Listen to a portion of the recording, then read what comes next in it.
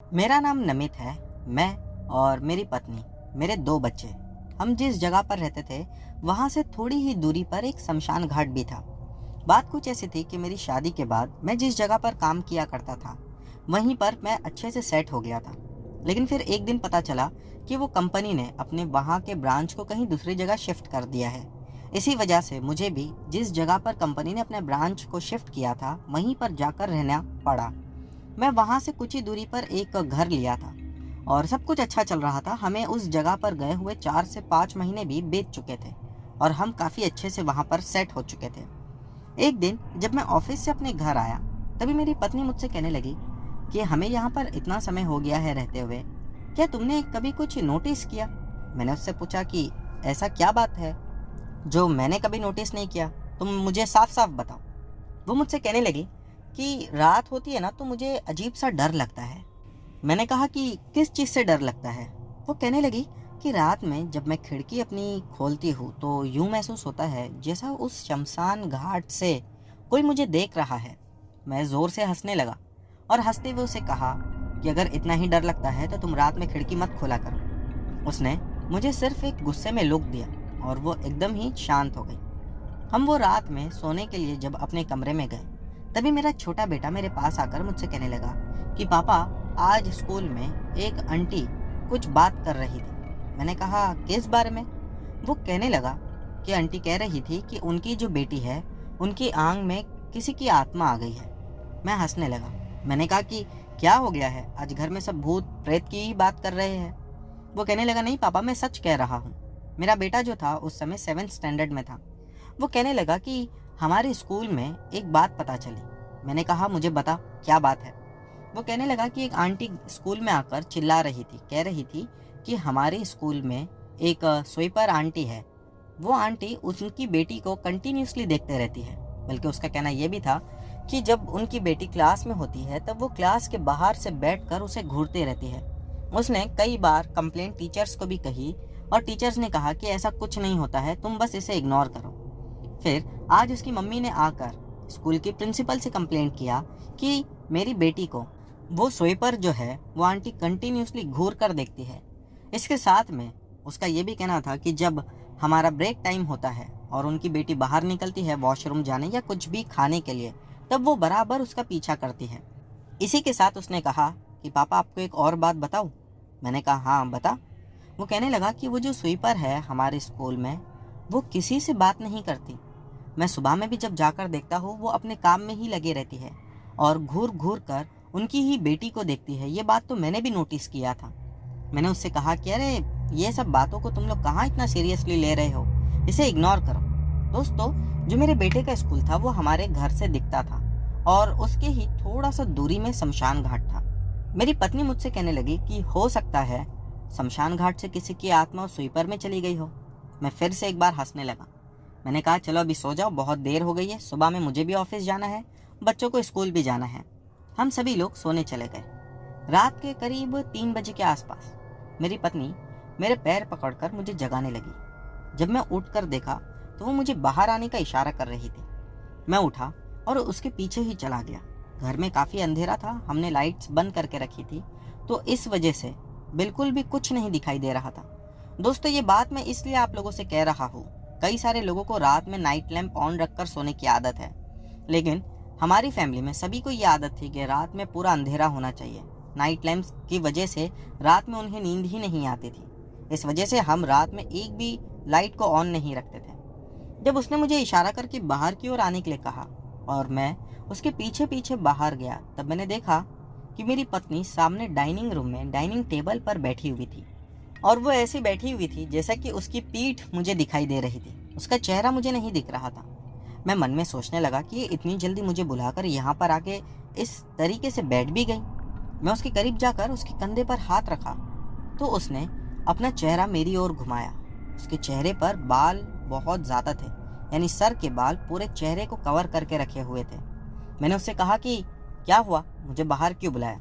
उसने वहीं से बैठे हुए खिड़की की ओर इशारा किया। जब मैं खिड़की में जाकर देखा तो मैंने पाया कि शमशान घाट, जो कि हमारे घर से थोड़ी ही दूरी पर था लेकिन दिखाई देता था, वहाँ पर एक औरत अंदर घूमते हुए बिल्कुल साफ नजर आ रही थी। और दोस्तों, डरा देने वाली बात ये थी कि जिस रंग के कपड़े मेरी पत्नी ने पहने थे, उसी रंग के कपड़े उस औरत ने भी वहां पर पहनी हुई थी। मैं देखकर घबरा गया और मैंने तुरंत ही पीछे मुड़कर मेरी पत्नी से कहा, अरे ये तो तेरे। और मैं एकदम से रुक गया। मैं आगे ये बोलने वाला था कि एकदम तेरे जैसी ही दिख रही है, क्योंकि जब मैं पीछे मुड़ा तब डाइनिंग टेबल पर मेरी पत्नी थी ही नहीं। मैं उसे ढूंढने लगा बाहर ही। मैंने जल्दी से जाकर लाइट्स ऑन किया, देखा तो वहां कोई नहीं था। मैं बेडरूम में जाकर देखा तो मेरी पत्नी जिस जगह पर सोती थी वो वहां पर गहरी नींद में मेरे छोटे बेटे के साथ सोई हुई थी। मैंने उसे नींद से जगाया, वो उठी। मैंने कहा, अभी तुम बाहर थे ना, मुझे बुलाए थे। वो कहने लगी, आप पागल हो गए हो, सो जाओ, रात में क्या बात कर रहे हो। मुझे अपनी आंखों पर विश्वास ही नहीं हो रहा था कि मैंने क्या देखा, और ना ही तो अब मुझे नींद आ रही थी। मैं बाकी की पूरी रात जाग कर निकाला। सुबह हुई तब मैंने उससे पूछा कि रात में तू मेरे पास आकर मेरे पैर पर हाथ रखी थी और मुझे उठाकर बाहर बुलाई थी। वो कहने लगी, नहीं, आपको गलतफहमी हुई है, ऐसा कुछ नहीं हुआ। मैंने कहा, ऐसा हुआ था तो डाइनिंग टेबल पर थी, क्या तुझे नींद में चलने की आदत है। मैं इस समय काफ़ी ज़्यादा गुस्से में भी था। वो कहने लगी, कह रहे आपको गलतफहमी हुई है, मैंने नहीं उठाया। मैंने कहा, रात में तू कहती है कि खिड़की से खोल कर देखो तो शमशान घाट से ऐसा लगता है कि कोई हमें देख रहा है, तो क्या कल रात में तूने खिड़की खोल कर नहीं देखा। वो कहने लगी, नहीं, मैं कल रात में काफ़ी ज़्यादा थक गई थी, इस वजह से मैं गहरी नींद में चले गई और मेरी दोबारा आँख ही नहीं खुली। मैं इस बात को कैसे भूल पाता। मैंने उससे कहा कि ठीक है, आज मेरा ऑफिस जाने का मन नहीं है, मैं ऑफिस नहीं जाऊंगा, आज मैं घर पे ही रुककर आराम करूंगा। ये सुनकर मेरी पत्नी मुझसे कहने लगी, क्यों आज ऑफिस के लिए जाना नहीं है। मैंने कहा, बस आज मेरी तबीयत ठीक नहीं लग रही। मैं उसके बाद अपने कमरे में जाकर सो गया। मेरी आंख फिर कुछ 11:30 बजे के आसपास खुली। मैं उठा, नाश्ता किया, मेरी पत्नी से दोबारा उसी बारे में बात करने लगा। वो इस बार भी मुझसे गुस्सा हो गई, कहने लगी, क्या वही बात बार बार कर रहे हो, मैंने एक बार मना कर दी, तुम्हें समझ में नहीं आता क्या। मैं मन में सोच ही रहा था कि क्या करना चाहिए कि अचानक मुझे यूं लगा कि एक बार उसी शमशान घाट के पास जाकर देख कर आता हूँ। मैं उठा, कपड़े चेंज किया और शमशान घाट की ओर चला गया। मैं वहाँ जाकर ढूंढने लगा कि यहाँ से मुझे कौन दिखाई दे रहा था। फिर मुझे वहीं पर एक आदमी मिला। मैंने उससे पूछा कि क्या रात में यहाँ पर कोई घूमता है। वो कहने लगा कि शमशान घाट में रात में कौन घूमेगा।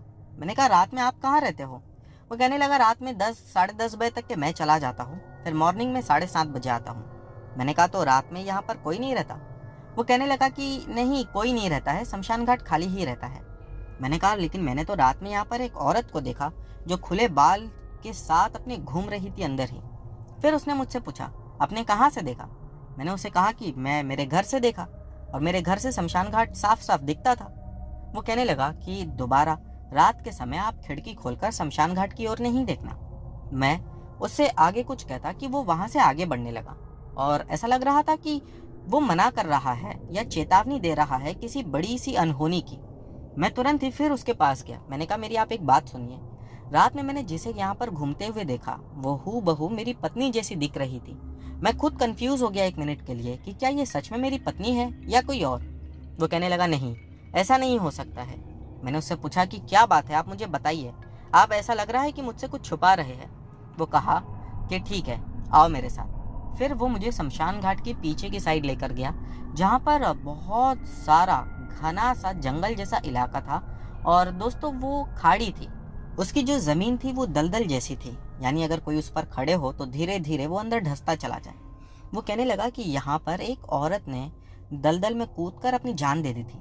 मैंने कहा, आत्महत्या कोई ऐसा भी करता है। वो कहने लगा कि क्या पता, शायद उसकी कोई मजबूरी रही होगी या किसी से छुप कर उसने करी। जिसके बाद कुछ लोग ऐसे हैं जो ये कहते हैं कि वो रात के समय शमशान घाट में किसी औरत को घूमते हुए देखते हैं। उसने मुझसे मेरी बिल्डिंग के बारे में पूछा तो मैंने उससे बताया कि मैं कहाँ रहता हूँ। वो फिर वहीं पर खड़े होकर अपने हाथ का इशारा करते हुए मुझसे कहने लगा, आप वो बिल्डिंग में रहते हो। मैंने कहा, हाँ। वो कहने लगा, वहाँ पर 2 इंसिडेंट ऐसे ही हुए हैं। मैंने कहा, कैसे, यानी।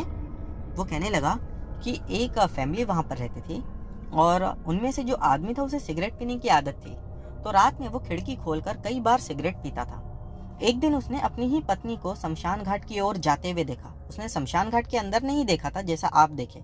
उसकी पत्नी शमशान घाट के अंदर जा रही थी। वो घबरा गया और वो जल्दी से अपनी पत्नी को बचाने के लिए बिना अपनी पत्नी को कमरे में जाकर देखे वो नीचे उतरा और अपनी पत्नी के पीछे भागते हुए वो शमशान घाट तक पहुंचा। जब वो शमशान घाट तक पहुंचा तो उसने देखा कि उसकी पत्नी उसे यहाँ पर कहीं पे भी नजर नहीं आ रही। फिर उसकी पत्नी की उसे आवाज सुनाई दी। जब उसने उस आवाज का पीछा किया तो वो शमशान घाट के पीछे का जो दलदल था वहीं पर डूब रही थी, या यूं कहिए कि ढस रही थी। वो अपनी पत्नी को बचाने की कोशिश किया लेकिन वो असफल रहा। वो वहीं पर बैठकर बहुत रोने लगा और फिर कुछ समय के बाद जब वो अपने घर पर गया तो उसने देखा कि उसकी पत्नी रेडी होकर बच्चों के लिए टिफिन बना रही थी। उसकी पत्नी ने उसे ही चिल्लाया, आप कहाँ चले गए थे? मैं कब से आपको ढूंढ रही हूँ, आपका कॉल भी नहीं लग रहा था। मैंने कहा फिर? तब उसने कहा कि वो आदमी उन लोगों को देखकर रोने लगा। उसने अपनी पत्नी को कहा कि मेरे साथ ऐसा ऐसा हुआ। उसकी पत्नी को भी इस बात पर विश्वास नहीं हुआ। उसकी पत्नी उसे शांत कराई, कहने लगी कि चलिए, आपको भी ऑफिस के लिए लेट हो रहा है और मुझे भी, अभी हमें चलना चाहिए, ये सब आपका वहम था। लेकिन सच्चाई तो कुछ और थी। और उसके 3 महीने के बाद में सच में फिर ऐसा ही हुआ कि एक रात उसने अपने ही कमरे से अपनी पत्नी को निकलते हुए देखा और अपनी पत्नी का पीछा करने लगा। जब वो पीछा कर रहा था तो उसकी पत्नी उसी दलदल में जाकर डूब गई। कहते हैं कि वो अपनी पत्नी को रोका नहीं। उसे लग रहा था कि इस बार भी शायद ये मेरा वहम हो सकता है या मैं कोई सपना देख रहा हूँ। कई बार वो खुद को समझा रहा था। मैं उसकी बात सुनकर हंसने लगा। वो मेरी ओर गुस्से से देखा।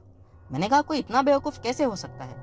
वो कहने लगा, भूत प्रेत आत्माएं जब किसी को मारना चाहती है तो उसमें कोई लॉजिक नहीं ढूंढा जाता कि ऐसा क्यों हुआ। मुझे उसकी वो बात कहीं हद तक सच लग रही थी क्योंकि पिछली रात भी मेरे साथ कुछ ऐसा ही हुआ था। फिर उसने कहा कि एक दूसरा इंसिडेंट भी उसी बिल्डिंग में रहने वालों के साथ कुछ ऐसा ही हुआ। उन लोगों का भी यही कहना था कि उसने अपनी पत्नी को शमशान घाट के पास घूमते हुए देखा, लेकिन जब वो अपने कमरे में गया तब उसने पाया कि उसकी पत्नी तो कमरे में सो रही थी। दोस्तों, इस घटना ने उस समय तो मुझे अंदर तक डरा दिया था। मैं अपने घर पर आया। मैंने मेरी पत्नी से कहा कि हमें इस जगह को छोड़कर चले जाना ही ठीक रहेगा।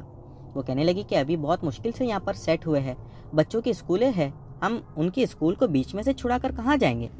मैंने कहा, हम कहीं पर भी जाएंगे, वहाँ से भी बच्चे स्कूल जा सकते हैं, बस अभी ये घर खाली करते हैं। हम लोगों ने दूसरी जगह पर घर देखना शुरू कर दिया, लेकिन आप में से बहुत सारे लोग तो ये बात जानते ही होंगे कि तुरंत घर कहीं पर भी नहीं मिलता है, इसीलिए हमें कुछ दिन तो मजबूरी में उसी घर में रहना था। दोस्तों, फिर कुछ और भी दिल दहला देने वाला हुआ। वो ये था कि रात में मुझे कुछ आवाज़ सुनाई दी। मैं उठकर सबसे पहले अपनी पत्नी और बच्चों को देखा। मेरी पत्नी और बच्चे दोनों ही मुझे अपने ही कमरे में सोते हुए नजर आए। मैं फिर बाहर निकला। बाहर जाकर देखा तो मुझे वहाँ कोई नहीं दिखा। मैंने लाइट्स ऑन करके भी देखा लेकिन कोई नहीं था। मुझे वॉशरूम जाना था, मैं वॉशरूम चला गया। जब मैं वहाँ से बाहर निकला तो मैंने देखा कि मेरा जो घर का मेन डोर था वो किसी ने उसी समय बंद किया। मुझे लगा कि शायद अभी अभी कोई वहाँ से बाहर निकला होगा, लेकिन मैं दरवाज़ा दोबारा खोलता कि उससे पहले मैं जल्दी से बेडरूम में गया।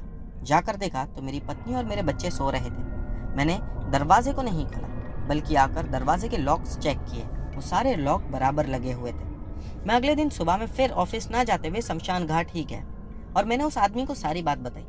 वो कहने लगा कि बहुत अच्छा हुआ, आपने दोबारा दरवाज़ा खोलकर नहीं देखा। अगर आप दोबारा दरवाज़ा खोलकर देखते तो शायद वो शक्ति आप पर हावी हो जाती और वो आपको कल पागल कर देती, या फिर आप उसके वश में होते और आपको वो यहाँ शमशान घाट तक ले आती। फिर आप भी बहुत परेशान हो जाते। मैंने उसकी बात सुना। अब मुझे और डर लगने लगा। मैंने कहा, हमने दूसरी जगह पर घर देखना तो शुरू कर दिया है, लेकिन कुछ समझ में नहीं आ रहा। अब जितने भी दिन यहाँ पर रहना है तो हम कैसे रहेंगे? उसने मुझे एक आदमी के बारे में बताया। वो कहने लगा, तुम उसके पास चले जाओ, वो तुम्हारी इसमें ज़रूर मदद करेगा। मैं शाम में अपनी पत्नी को लेकर उसी के पास गया। जब मैं उसके पास गया तो उसने मेरी पत्नी को देखा और उसके सर पर उसने कुछ राख डाली, जिसके बाद मेरी पत्नी वहीं बेहोश होकर गिर गई। मुझे तो उस आदमी पे गुस्सा आ रहा था कि मेरी पत्नी अभी ठीक थी, इसने क्या किया। मैं गुस्से में उसे चिल्लाने लगा। उसने सिर्फ मुझे चुप रहने का इशारा किया। फिर उसने कुछ पढ़ना शुरू किया, जिसके बाद मैंने देखा कि मेरी पत्नी ज़मीन पर ऐसा तड़प रही थी जैसा एक मछली बिना पानी के तड़पती है। उसकी आंखें बिल्कुल सफ़ेद हो चुकी थी। उसके बाद उस आदमी ने मुझे वहाँ से उठाकर अपने कमरे के अंदर ले गया और कहा कि जिस आत्मा को तुमने देखा है उसी आत्मा ने इसे अपने वश में कर रखा है। मैंने उसे फिर सारे छोटे इंसिडेंट्स बताए जो मेरे साथ हो रहे थे। जैसा कि कई बार मुझे ऐसा लगता है कि रात में मेरी पत्नी आकर मेरे बाजू में सो गई है। मैं उसे देखता तो वो मेरे बाजू में ही सोई होती, लेकिन अगली सुबह में जब मैं देखता तो वो मेरे बाजू में नहीं बल्कि मेरे छोटे बेटे के साथ में उसके बेड पर सोई होती। मैं जब सुबह में उठकर उससे पूछता कि रात में तो तू मेरे पास आकर सोई थी, वो मुझे देखती और कहती कि ऐसा तो हुआ ही नहीं। फिर उस आदमी ने बताया कि रात में जो तुम्हारे पास औरत आकर लेटती है बाजू में, वो तुम्हारी पत्नी नहीं बल्कि ये वही आत्मा है। मैंने उससे कहा कि वो आत्मा हमारे घर तक भी आ रही है। वो मेरी ओर देखा, फिर कहने लगा कि अगर वो तुम्हें जानती नहीं होती तो तुम्हारी पत्नी का रूप लेकर तुम्हें शमशान घाट में दिखाई कैसे देती। दोस्तों, इसके बाद मैं अब और ज़्यादा डरने लगा था। फिर उसने मुझसे कहा कि तुम्हारी पत्नी को इस जगह से जल्दी से कहीं दूसरी जगह लेकर चले जाओ, वरना वो आत्मा इसका पीछा नहीं छोड़ेगी। मैंने कहा कि हम लोग घर ढूंढ ही रहे हैं और अभी मेरी पत्नी क्या ठीक नहीं है। वो कहने लगा अब भी ये उसी के वश में है, ये तो सिर्फ हमने अभी पता किया है कि उसने तुम्हारी पत्नी के साथ और क्या क्या की। मैंने कहा क्या मैं जान सकता हूँ? उसने कहा कि अभी तुम्हें बताना ठीक नहीं है, मेरी बात मानो तो अभी तुम तुम्हारी पत्नी को लेकर चले जाओ, मैं ठीक रात में 1 बजे तुम्हारे घर पर आऊँगा। मैंने कहा ठीक है। रात में हम जब सब सो रहे थे तभी 1 बजे दरवाजे पर दस्तक हुई। मैंने जाकर जब दरवाज़ा खोला तो वही आदमी था। मैंने उसे घर के अंदर लिया। मैंने मेरी पत्नी और बच्चों को पहले से चेतावनी दी थी कि कोई भी बाहर नहीं आएगा, सब कमरे के ही अंदर रहेंगे। मैं उनके साथ डाइनिंग रूम के डाइनिंग टेबल पर बैठा हुआ था और बात कर ही रहा था कि अचानक मेरे कमरे से चीखने चिल्लाने की आवाज़ हुई। मैं जल्दी से उठा, भागकर जाकर दरवाज़ा खोला तो मेरे दोनों के दोनों बच्चे डरे हुए थे और एक कोने में बैठे थे। मैंने कहा मम्मा कहाँ है? उन लोगों ने इशारा किया ऊपर की ओर। दोस्तों, मेरी पत्नी दीवार पर चलते हुए सीलिंग से उल्टी लटक रही थी चिमगादड़ की तरह। वो देखकर तो मेरे पैर कांपने लग गए डर से। लेकिन अच्छी बात यह थी कि वो आदमी हमारे घर पर ही था। वो भी मेरे पीछे आकर जब देखा तो उसने तुरंत ही कमरे के बाहर जाकर हमारे हॉल की खिड़की को खोला और देखा कि वो औरत वहीं पर घूमती हुई नजर आ रही है। उसने फिर वहीं से कुछ मंत्र पढ़े और उसकी ओर हाथ से कुछ इशारा किया, जिसके बाद वो औरत वहां पर गायब हुई और मेरी पत्नी धीरे धीरे नीचे आकर जमीन पर गिर गई। फिर वो हमारे कमरे में आया और कुछ पढ़ने लगा। पढ़ते पढ़ते उन्होंने कुछ विभूति जैसा अपने पास से लिया, मेरी पत्नी के माथे पर डाला और बेडरूम में चारों ओर उसे छिड़क दिया। फिर वो कहने लगे कि अभी इसे ऐसी ही रहने दो, कोई भी इसे टच नहीं करना। बेडरूम का दरवाज़ा बंद कर दिया। मेरे से कहा कि तुम अपने बच्चों को लेकर यहीं सो जाओ, मैं अगली 2 रात दोबारा आऊँगा। दोस्तों, जब वो जाने लगे तो उन्होंने कहा कि तुम्हारी पत्नी चाहे कितना ही रोए और कितना ही गिड़गिड़ाए, बेडरूम का दरवाज़ा नहीं खोलना। उसे अगर खाना पानी देना भी हो तो बस दरवाज़ा खोलकर खाने की प्लेट दे देना और दरवाज़ा दोबारा बंद कर देना। 3 दिन तक हमने वैसा ही किया दोस्तों। लेकिन अगली 2 रात कुछ अजीब हुआ। वो ये था कि जैसे ही रात होती तभी मेरी पत्नी की अंदर से बहुत ज़्यादा रोने की, चीखने चिल्लाने की आवाज़ आती। वो बस बार बार एक ही बात करती कि नमित दरवाज़ा खोल दो, मुझे बाहर आने दो। लेकिन मैं जानता था अगर ये बाहर आ गई तो इसकी जान को भी खतरा है और कहीं ना कहीं वो आत्मा हमें भी नुकसान पहुंचाएगी। और जब भी वो आदमी आता था तब मैं उसे यही कहता था कि मेरी पत्नी रोज आना चीखती चिल्लाती है और बाहर आने की जिद करती है। उसने कहा कि इसे बिल्कुल भी बाहर मत आने देना। बस 2 रात के बाद मेरी पत्नी काफ़ी नॉर्मल हो गई। दोस्तों, उस समय या यूँ कहिए कि जितना समय बीता था उसमें से कई सारी बातें ऐसी थी जो उसे याद ही नहीं थी, वो पूरी तरह से भूल चुकी थी। मैंने कहा कि अभी तो वो आत्मा परेशान नहीं करेगी ना, और क्या आपने उस आत्मा को मुक्ति दे दी? उसने कहा कि मैंने ना ही तो वो आत्मा को मुक्ति दी और ना ही तो उस आत्मा को ख़त्म कर दिया, सिर्फ तुम्हारी पत्नी को बचाया है। और जितना जल्दी हो सके अगर मेरी मानो तो आज के आज ही यहाँ से कहीं दूसरी जगह चला जाओ।